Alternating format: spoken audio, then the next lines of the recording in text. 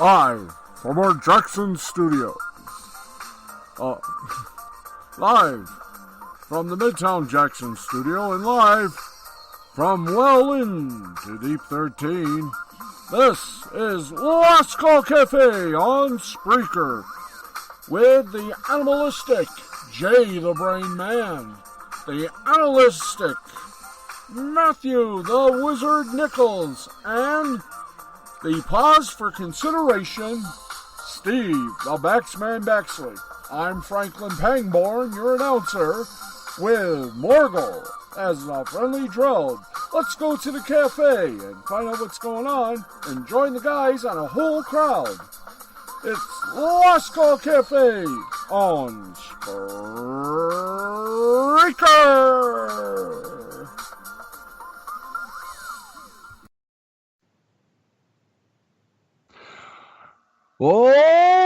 Welcome one and all to the Corsican Ball. That's right, it's another crazy old edition of the Last Call Cafe here on Spreaker. That's right, it's the only show that enters your mind, kills off all the earworms, and then feng shui's your medulla oblongata to make it look like a Manhattan skyscraper's apartment.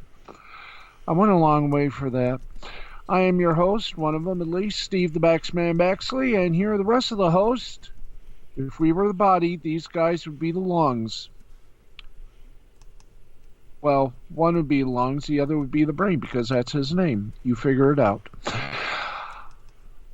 And speaking of which, ladies and gentlemen, he is the co of Betty White.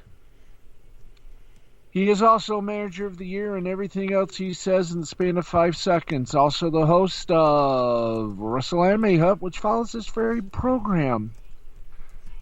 He is the one, the only.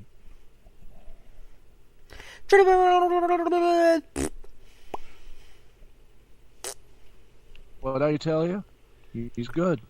And of course, where would we be without this man? Up the creek would be one answer. Ladies and gentlemen, I give you our favorite man, the man of gamers, the man of gaming, the man from Uncle.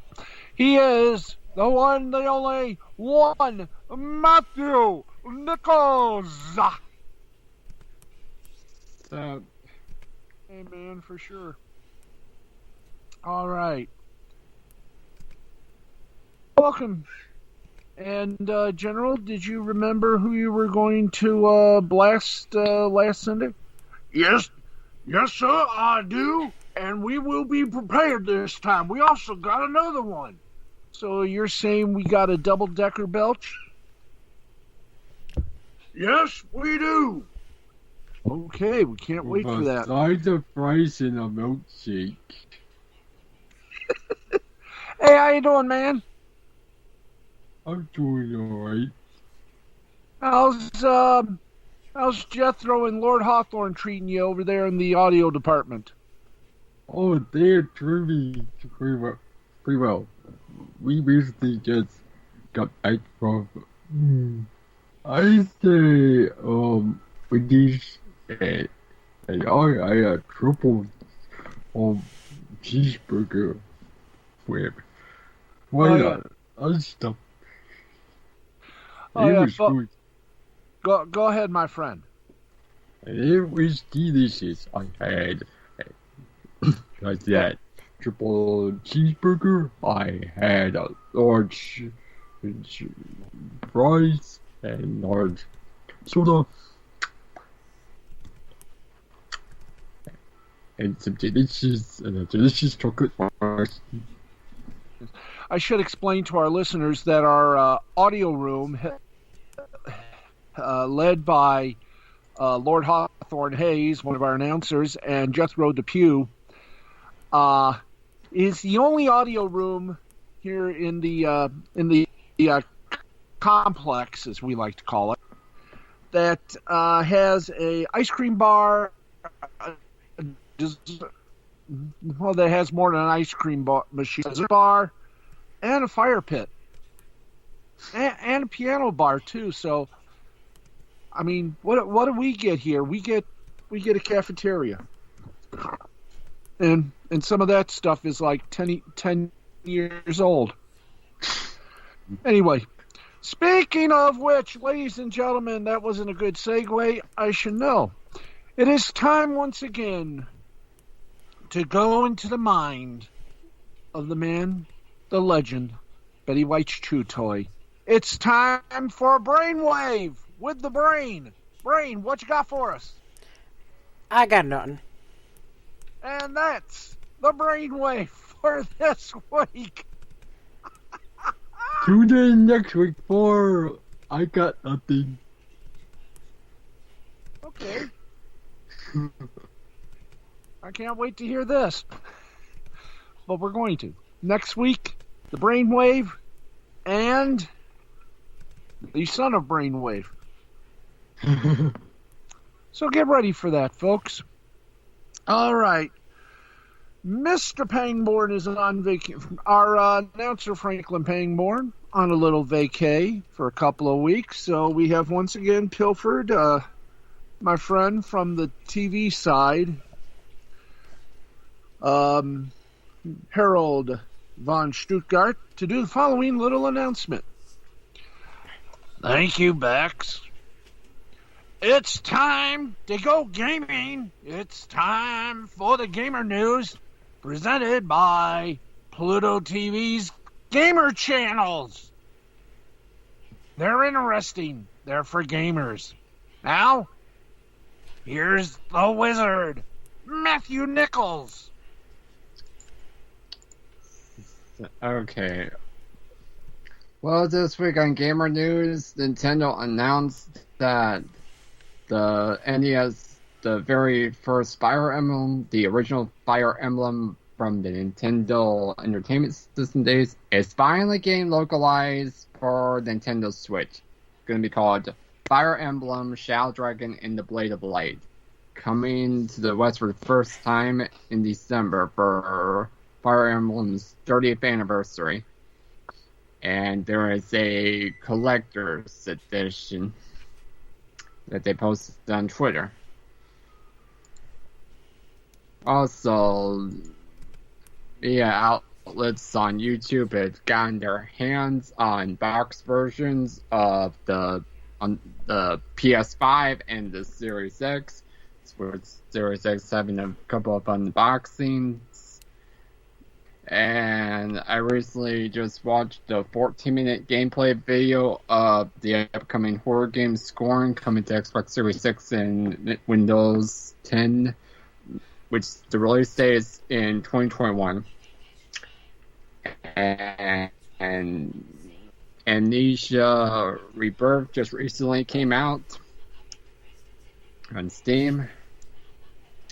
And that's pretty much it for Gamer News, and I am also watching Linnea Q, who is live streaming Phasmophobia, a new ghost hunting type horror game that's in early access on Steam. How is it?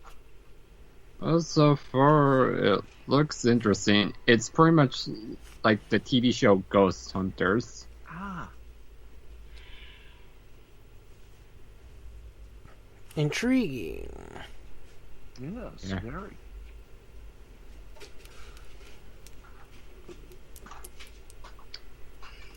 You're on, Harry. And that's Gamer News for this week.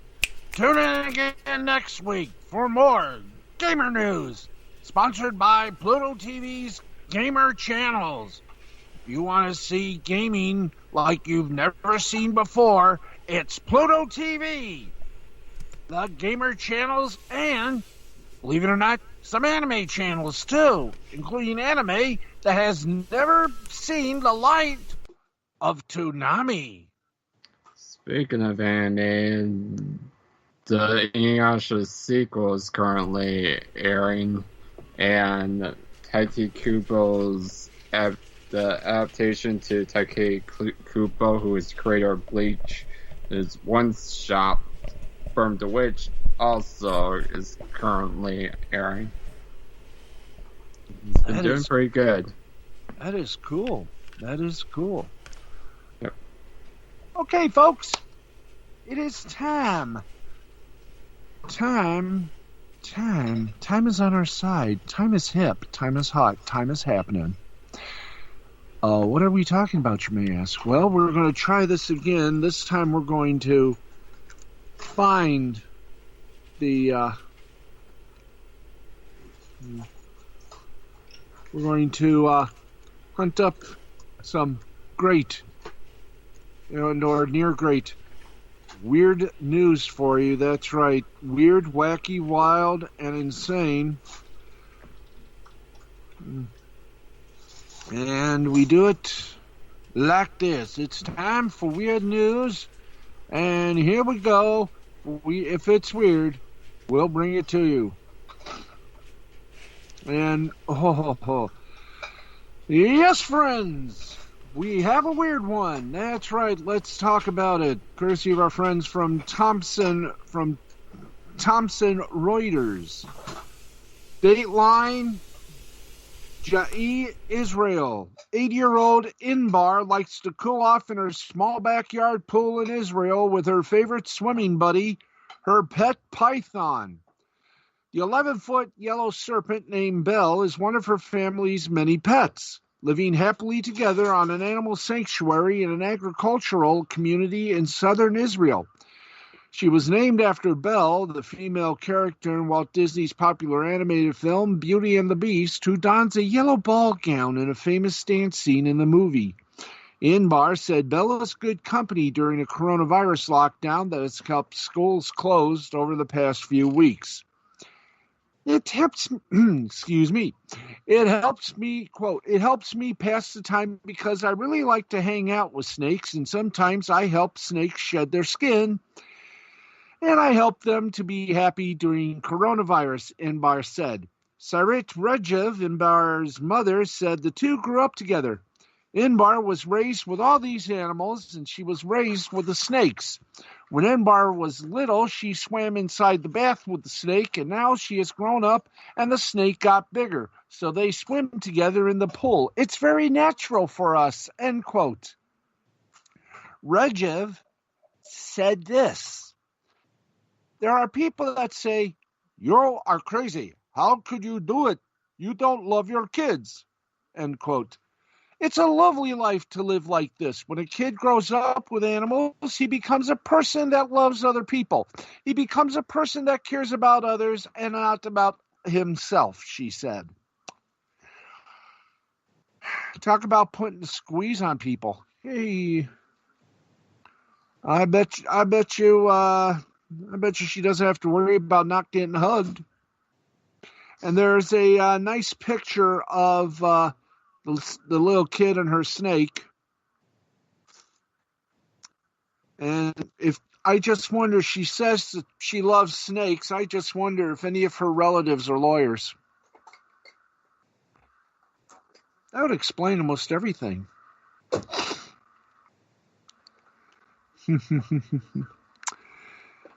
And another little weirdness. Belgians may have a bright idea. Well, sort of. Belgians looking for a different culinary experience will once again be able to eat 164 feet above the ground as the Dining in the Sky experience returns from COVID-19 lockdown with a new socially distanced feel. Belgium-based Dinner in the Sky, what a name, which has been set up in some 60 countries since its 2006 launch, involves diners strapped into seats at a table suspended from a crane, while well-known chefs cook and serve from the center. Their original platform set 22 people together along the perimeter, but in this era of the COVID-19, up to 32 diners will now reserve 4-person private tables spaced apart from the chefs, and servers also have a little more space to roam. CEO Stefan Kirchhoff said, quote, "It means all the public are sitting in sort of a bubble," said Kirchhoff at the crane base in the center of the Belgian capital. Dinner in the Sky offers 3 sittings for lunch and 2 for dinner over the coming 2 weeks. The price is $350 American, €295 per head, or €150 for weekend afternoon cocktails. And believe me, you have to be drunk if you want to dine about 164 feet from the air. Now, the question I have, guys, is what happens if, say, you have a problem with the food and you send it back? Does the chef come to you and unstrap you? I mean, how does that work? Think about it, won't you?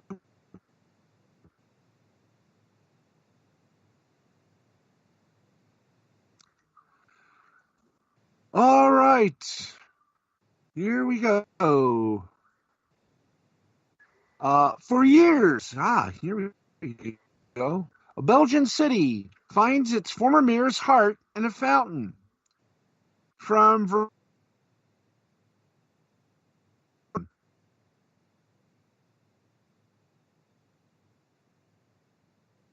it's very true that the heart of a former mayor of the eastern Belgian city of Verviers really was buried under a fountain. A small ethanol-filled jar was uncovered during renovation work on the city's ornate stone fountain last month. The relic is mentioned in civic documents, but until it was found, no one really believed it. Verviers City Councillor Maxime Deggy told Reuters, "Today, the legend is no longer a legend, it's reality."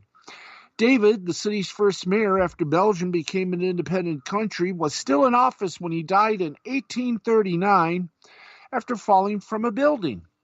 Authorities built a fountain in his honor and, with his family's permission, placed his heart under a stone in the mountain in 1883.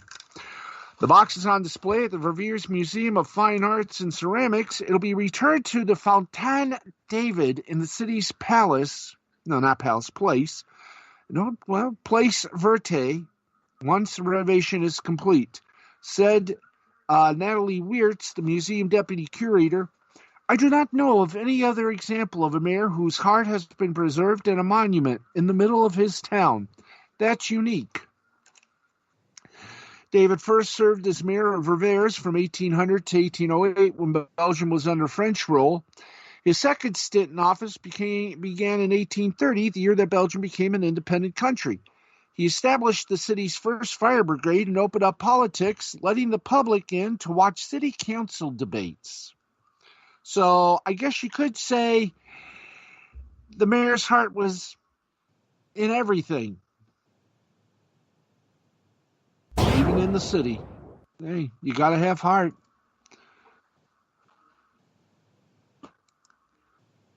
And that pun gives us one more. Okay. And only in Korea, folks, but it could be coming to a restaurant near you. Aglo Kim, a trolley-like robot which uses artificial intelligence, is delivering food to customers at a restaurant in Seoul in order to minimize human contact and help ensure social distancing. Shortly after customers ordered through a touchscreen on the table, the 1.25-meter tall robot, developed by South Korean telecom company KT Corp, brings the food and uses its virtual simulation, simultaneous localization and mapping, otherwise called SLAM, capabilities to avoid obstacles and navigate around customers. The robot can deliver food up to 4 tables at once, KT's AI platform business team leader Lee Yong-jin told Reuters. The AI robot is equipped with food trays which can carry up to 30 kilograms and an LCD screen and speaker that communicate in both Korean and English, said Lee Young-ho. Make up your own joke on that one. A manager at the Mad for Garlic restaurant said customers found the robot serving quite unique and interesting and also felt safe from the coronavirus. The restaurant, by the way, has tested the robot this month. From Monday, restaurants and cafes in the densely populated Seoul metropolitan area are allowed to open after 9 p.m., but must leave 2 meters and record patrons' names and contact details. The Korean Disease Control and Prevention Agency reported 106 new coronavirus cases as of Monday, bringing its total number of infections to 22,391 with 367 passages. KT said they aim to supply more robots for restaurants this year and will unveil a second model with AI voice recognition technology early next year. We now have sex robots, and now we have artificial intelligence doing the work of waiters and waitresses. Folks, the fun has just begun. Okay. And one more little diddy wob before we go to the general. If humans sound like Minnie Mouse after inhaling helium, would an alligator squeak on the gas used to float balloons? This profound puzzle challenged a global research team to record an alligator bellowing with normal air and then breathing heliox, a helium-oxygen mixture. The breakthrough garnered an IG Nobel Prize for Acoustics on Thursday. The IG Nobel Prizes are an annual honor for accomplishment in science and humanities that are intended to make you laugh, then think.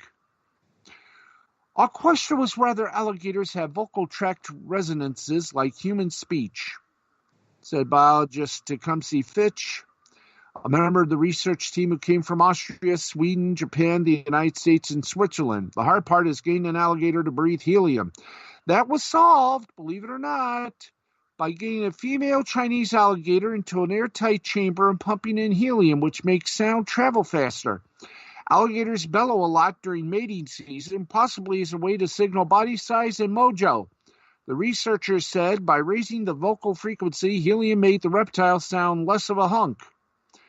Crocodilian vocalizations could thus provide an acoustic indication of body size, said the winning research paper originally published in the Journal of Experimental Biology. The alligator on helium did not squeak, but let out a belch. And speaking of that, Harold, Harry, it's time for the insidious belch of the week with General Big Jimmy Billy Bob Bo Schwartz and Lieutenant Timmy.